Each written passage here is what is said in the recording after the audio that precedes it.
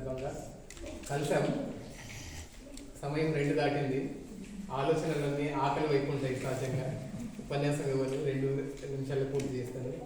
ఇది ఒక రోజు కాదు, మనిషిని ప్రేరణ పొందడానికి, ఒక ఇన్స్పిరేషన్ కలగడానికి మనందరం కలిసిన సమూహం.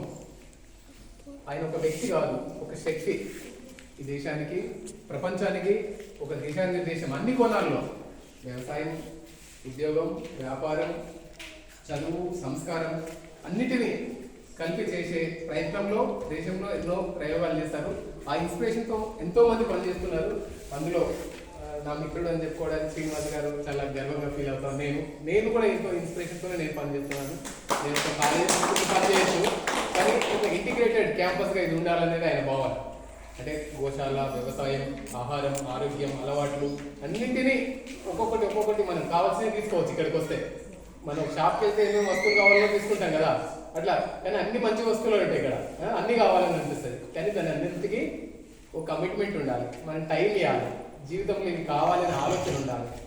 అప్పుడే మనం సాధ్యం అవుతాం. కాబట్టి అన్నీ చేయకపోవచ్చు. ఇక్కడ ఒక చిన్న వ్యవస్థను ఏర్పాటు చేశారు ఆయన.